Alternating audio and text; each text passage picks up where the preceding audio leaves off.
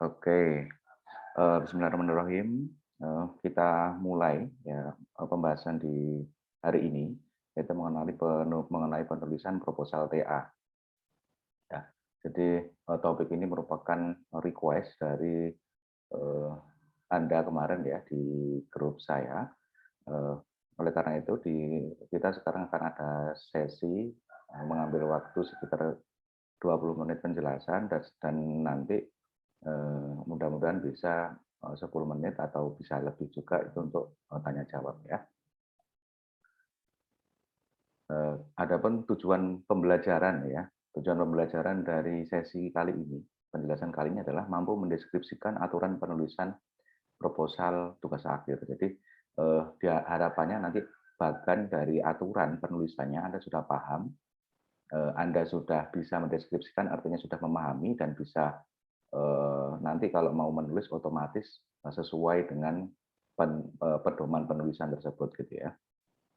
Yang kedua, mampu menerapkan usulan penelitian sesuai aturan penulisan. Nah, ini Anda kan kira-kira masih mencari topik ataupun sudah dapat gitu ya. Kalau mau menulis itu sekaligus kalau sudah sesuai sama template-nya itu nanti kan nggak kerja 2 kali. Gitu. Jadi bisa langsung cepat harapannya jadi proposal gitu ya. Nah, pembahasan yang ada di dalam hari ini yang pertama aturan penulisan TA Informatika UMM 2019. Ini saya ambil dari dokumen yang disediakan oleh Prodi di situs Informatika ya. Jadi informatika.umm.ac.id. Nama filenya adalah ya panduan PKN dan TA 2019. Itu nanti Anda bisa lihat masing-masing ada beberapa penjelasan di situ ya mengenai ya baik itu proposal TA dan juga TA ya.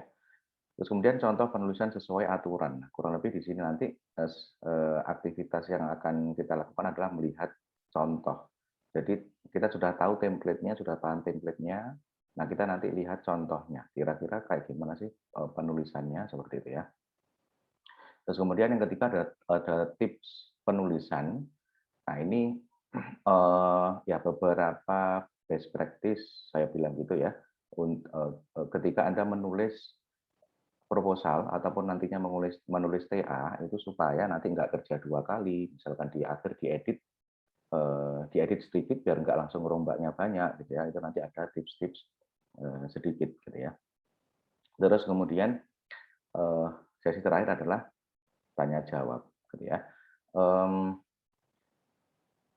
Untuk aturan penulisan TA ini ada perbedaan sedikit ya antara skripsi dan juga laporan akhir. Jadi untuk yang skripsi itu format di kita itu kan formatnya 3 bab. Bab 1 itu terkait latar belakang dan landasan teori.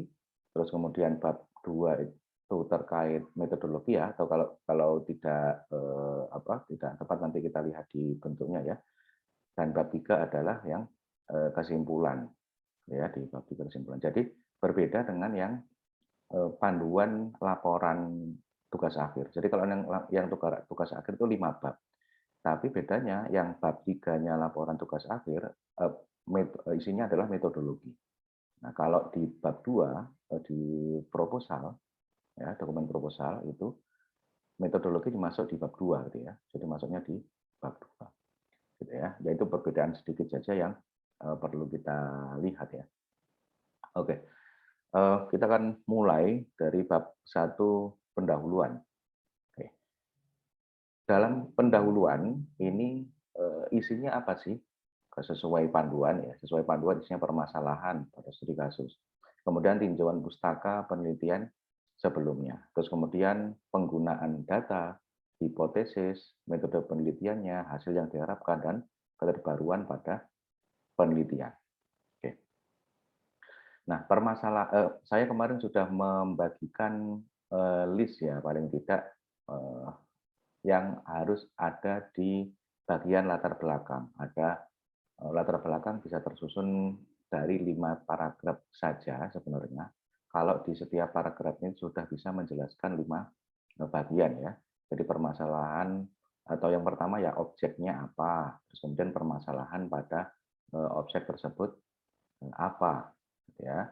Terus kemudian tinjauan pustaka pada penelitian sebelumnya, di situ kita lihat bagaimana sebenarnya peneliti-peneliti terdahulu itu menemukan atau menyelesaikan, ya, menemukan solusi atau menyelesaikan permasalahan yang serupa dengan permasalahan yang Anda punya, ya. Nah, terus kemudian dari literatur tersebut itu Anda analisis eh,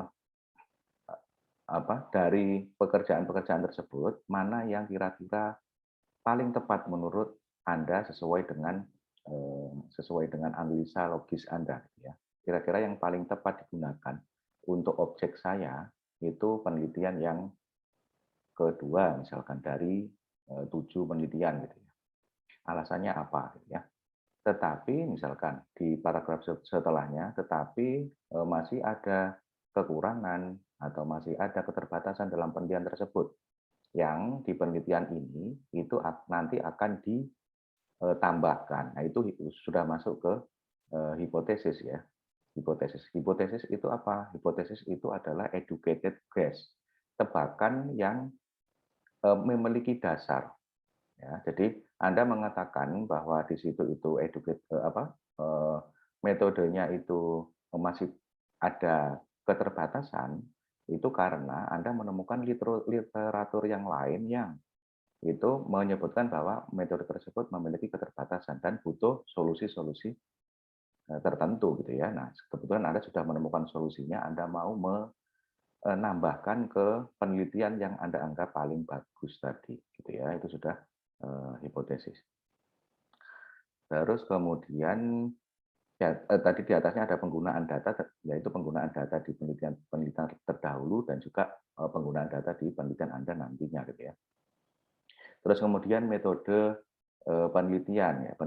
Kalau yang di template itu metode penelitian ada di paragraf terakhir, ya. Jadi penelitian ini tersusun dalam urutan, ya, misalkan bab 1 mengenai apa, bab 2 mengenai apa, bab 3 mengenai apa, ya, itu metode penelitiannya. Terus kemudian hasil yang diharapkan bisa terlihat pada rumusan dan juga tujuan penelitian, gitu ya. Rumusan dan tujuan penelitian. Terus kemudian keterbaruan pada penelitian. Keterbaruan ini bisa didapat pada latar belakang sebenarnya, ya.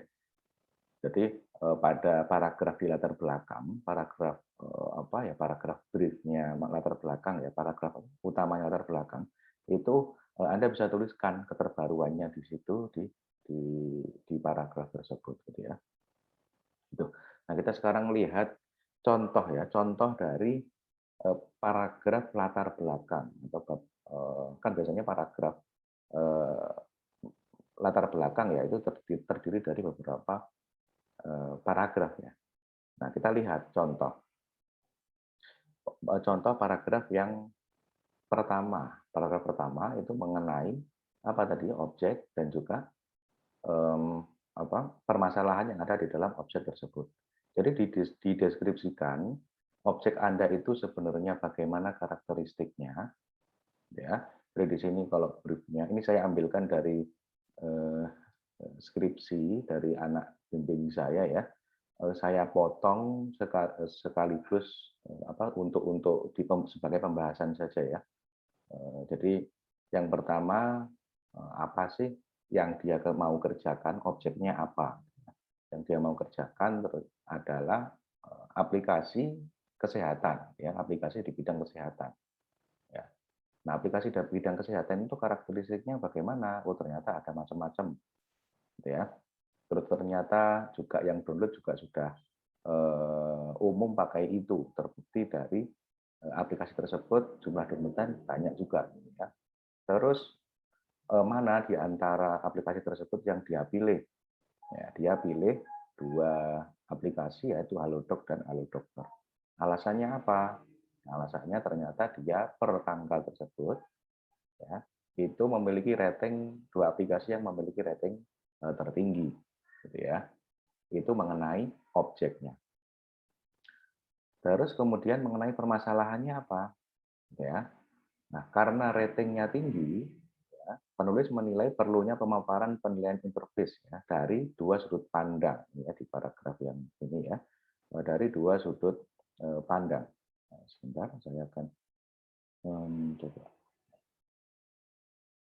Nah, dari dua sudut pandang, yaitu dari orang yang awam dan orang yang sudah berpengalaman dalam pemakaian. Jadi di sini kenapa disebut permasalahan? Karena umumnya orang menilai interface itu dari satu sudut pandang, ya, baik itu dari ahli, baik itu dari heuristic evaluation biasanya ya. Terus kemudian kalau dari orang awam itu modelnya adalah cognitive walkthrough.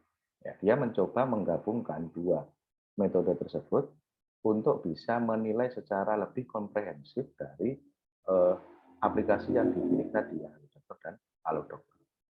Ya. Nah, tujuannya apa sih? Yang akan membuka referensi dalam pemakaian dari kedua aplikasi tersebut.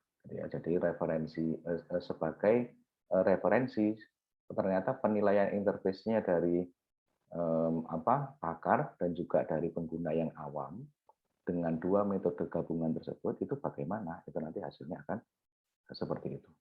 Gitu ya. Itu adalah paragraf yang pertama tentang objek dan juga tentang permasalahan. Ya, permasalahan apa yang ada di objek tersebut. Kemudian paragraf yang kedua. Nah, tadi sudah ada permasalahannya tentang interface. Ya.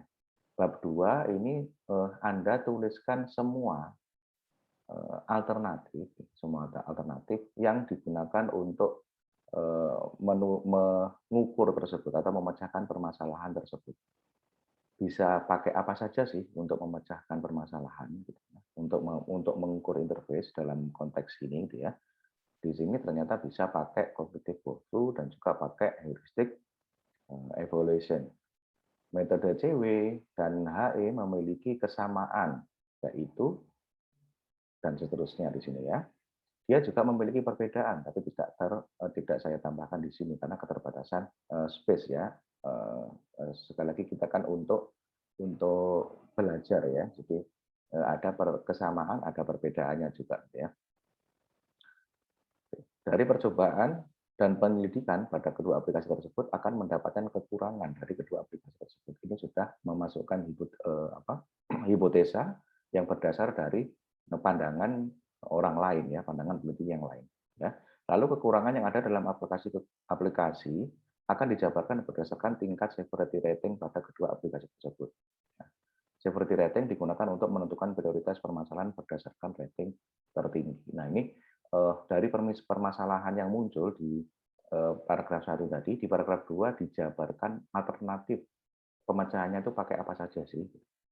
Pakai apa saja? Kenapa kok Anda bisa sebut itu sebagai pemecahan gitu ya? Itu bisa dituliskan di sini di paragraf kedua. Terus kemudian di paragraf ketiga. Paragraf ketiga itu tentang literatur review. Apakah ada sebenarnya orang yang memakai solusi dari Anda atau yang sudah menerapkan solusi dari Anda. Dan tips di sini itu harus ada orang yang memakai solusi Anda. Jadi jangan solusi tersebut betul-betul baru atau enggak ada yang memakai. Ya. Di sini biasanya ini loh, kok ini Pak, biasanya mahasiswa bertanya ya, loh katanya kalau skripsi itu harus ini Pak, harus baru, enggak ada yang pakai sebelumnya atau enggak ada yang mengusulkan sebelumnya, gitu ya. Nah, itu coba dipisahkan ya antara itu nanti skripsi itu memiliki dasar literatur dan juga skripsi tersebut punya nilai kebaruan. Jadi yang pertama tadi, yang pendapat tersebut nggak boleh sama tadi ya, itu adalah nilai kebaruan.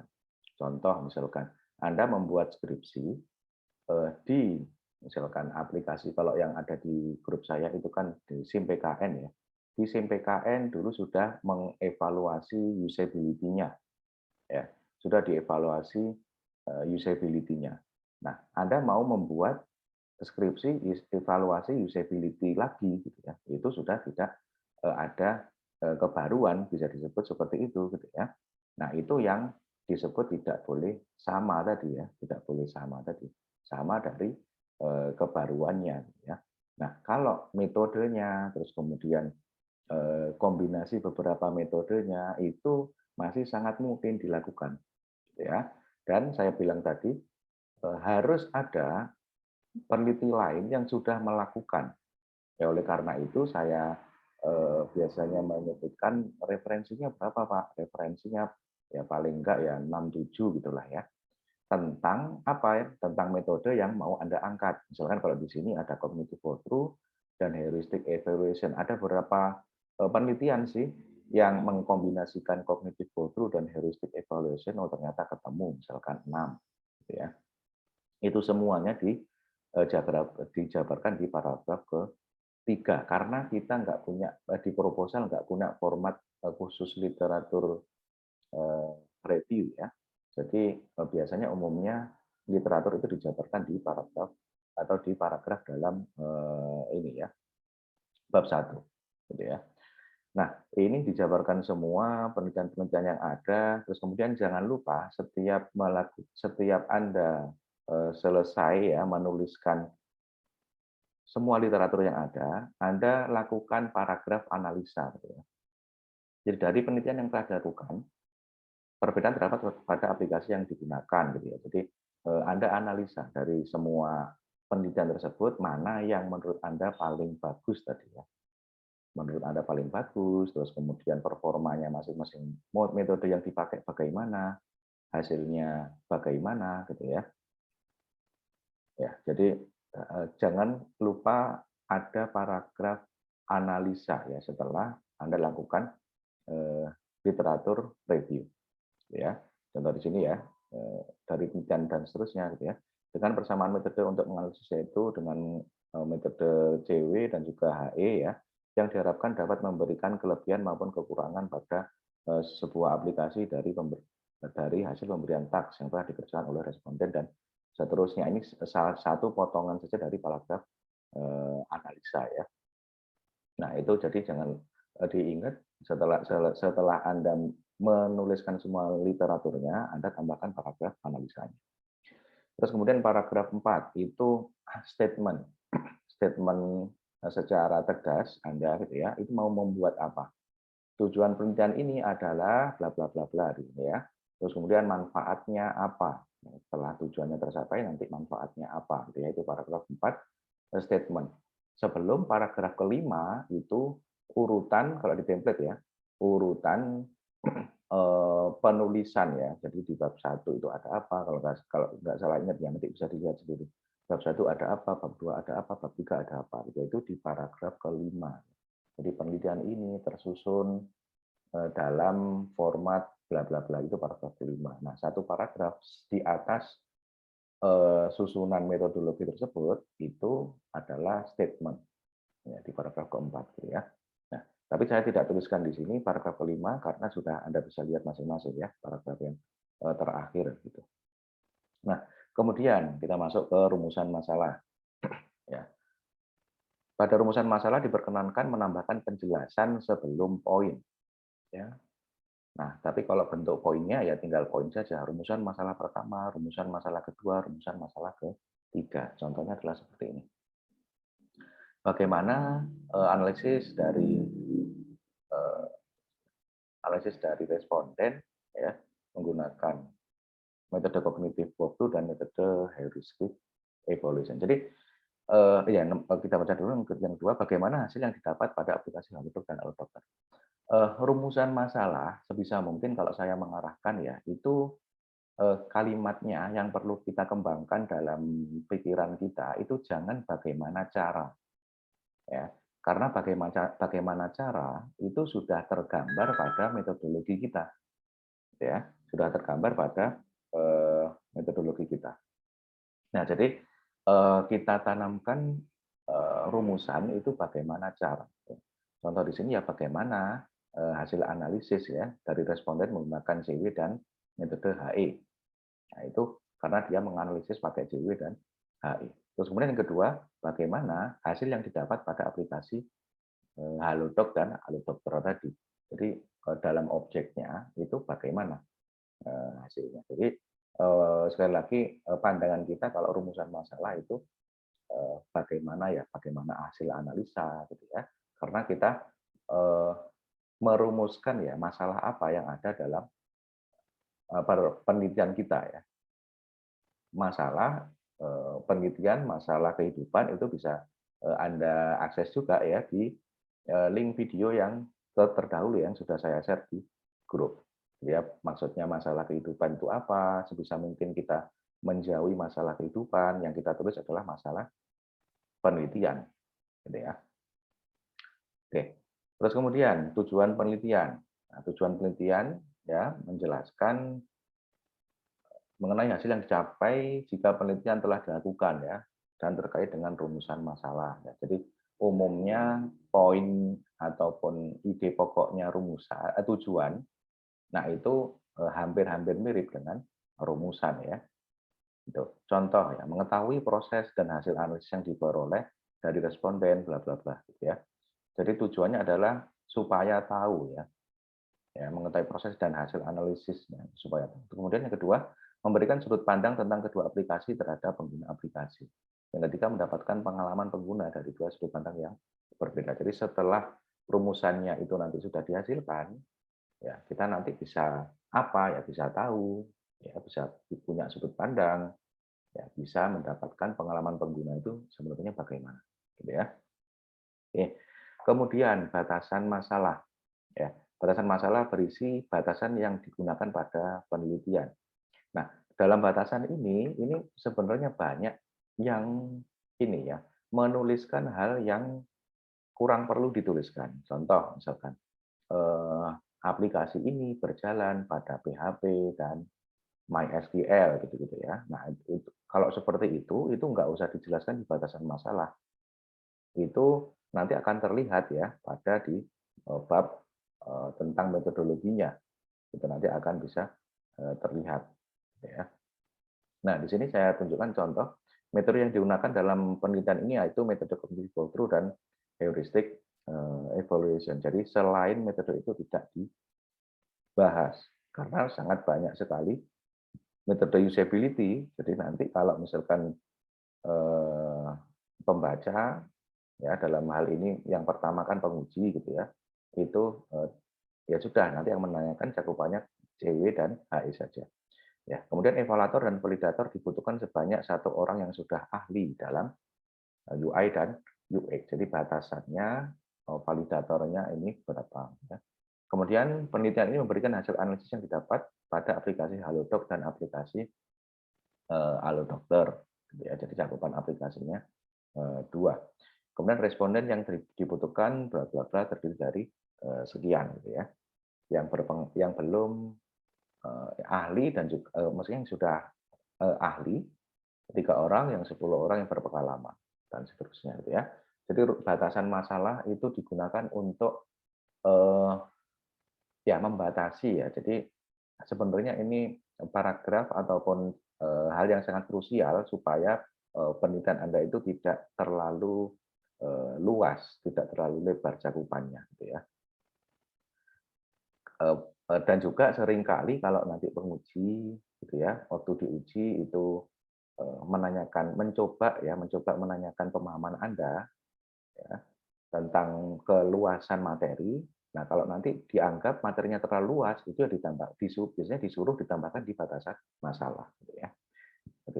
Terus kemudian langsung ke bab 2 ya, bab 2 metodologi penelitian. Ini singkat saja karena di metodologi penelitian ya, itu menjelaskan bagan. Ya, kalau saya biasanya berangkatnya dari bagan atau gambar ya. Bagan atau gambar gimana sih sebenarnya nanti penelitian Anda itu diselesaikan. Ya. Terus kemudian setelah ada bagannya ya, nanti di bawah bagannya ada subbab penjelasan. Jadi bab 2.1, bab 2.2 dan seterusnya. Disesuaikan dengan langkah pada gambar. Jadi disesuaikan pada bagannya tadi, gitu ya.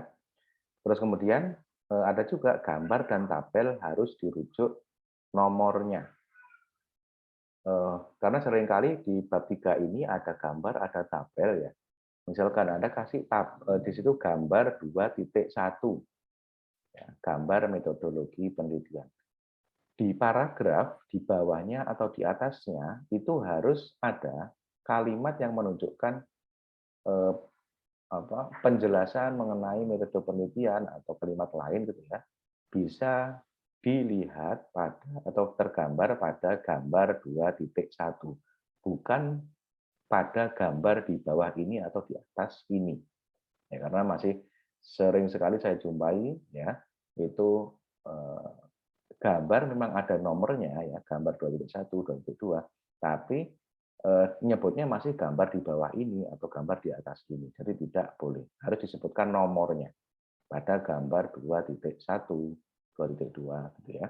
Demikian juga dengan tabel ya, nggak boleh pakai tabel di bawah ini, tabel di atas ini gitu. Jangan sampai seperti itu. Terus kemudian gambar dan tabel, ya gambar dan tabel harus dirujuk nomornya. Itu penjelasannya seperti itu gitu ya. Nah, kita kan lihat contoh dari bab keduanya ya. Contoh bab 2. Ini ada gambar bagan dulu. Ada gambar bagan, terus kemudian penjelasan yang ada pada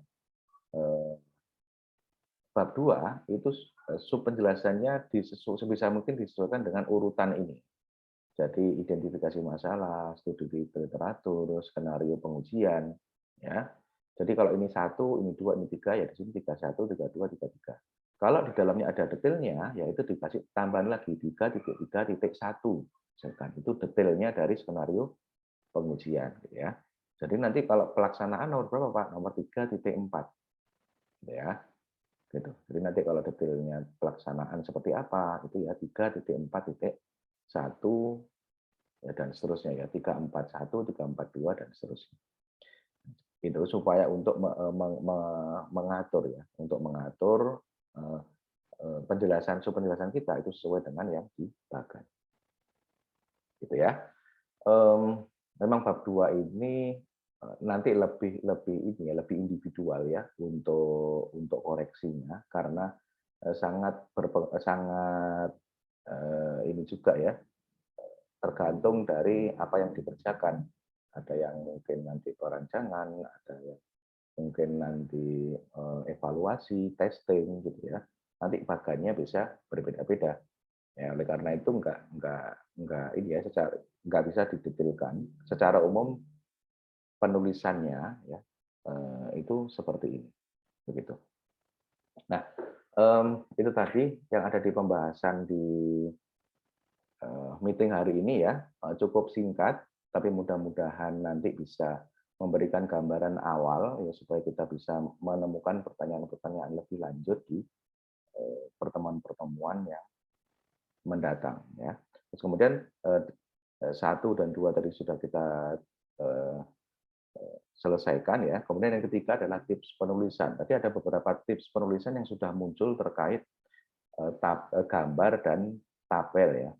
Jadi gambar dan tabel itu diupayakan itu tadi ya. Jadi harus ada penamaan kalau memanggil gambar dan memanggil tabel. Jadi gambar 2.1, tabel 2.1 gitu ya. Jadi nggak boleh di bawah, di atas. Terus kemudian yang kedua, gambar dan tabel sebaiknya dari awal sudah mulai dibuat caption ya. Jadi nanti Anda bisa searching cara membuat daftar gambar dan daftar tabel ya di Microsoft Word misalnya kalau kita pakai Word ya. Nah itu nanti akan melibatkan cara khusus ya.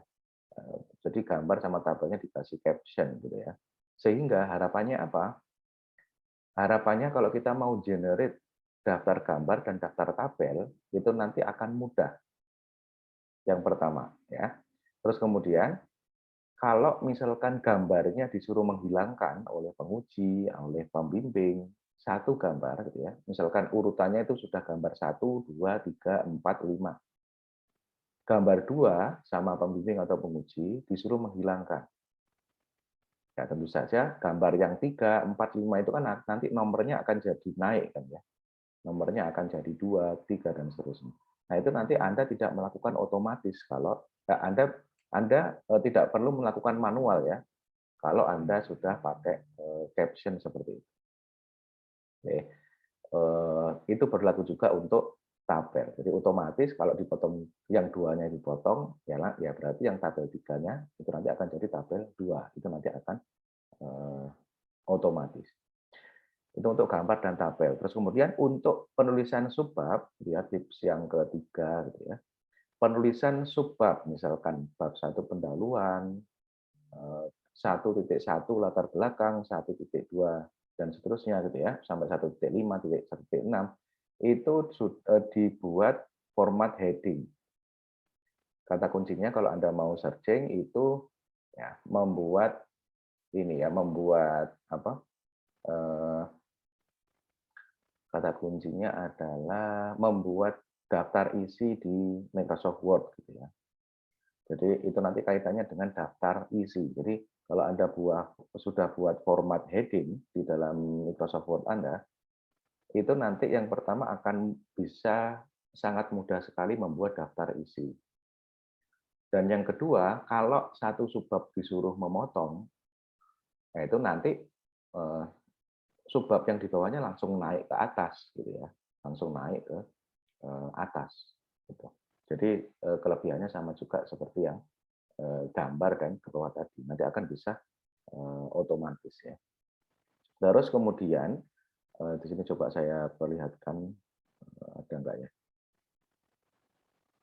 Ya, kalau sudah di format seperti navigation di format heading tadi, itu penulisan Anda akan muncul di navigation pane ya. Jadi di show di view ya, di kolom view pada Microsoft Word, view terus kemudian di checklist navigation pane itu nanti akan bisa muncul di sini. Sehingga kalau Anda nanti mau menuju ke sub pembahasan yang mana gitu, nanti bisa langsung diklik gitu ya, bisa langsung diklik, bisa langsung keluar gitu ya hasilnya. Dan ini juga biasanya memudahkan saya juga untuk coba saya lihat pembahasannya gitu ya. Jadi helikopter view-nya seperti apa itu saya lihat dari navigation pane. Dibiasakan dari awal sudah buat model seperti ini supaya nanti sampai di akhir itu juga sudah ini ya sudah terbiasa gitu ya. Oke. Ya itu dulu yang terpikirkan ya di tips-tips penulisan. Nanti selain itu juga bisa kita bahas ya. Kita bisa bahas atau nanti saya kirim ya berupa chat di grup ataupun ya kalau misalkan cakupannya besar bisa kita bahas di sesi meeting yang seperti ini. Ya. Nah, itu tadi materi-materi yang perlu saya sampaikan di hari ini.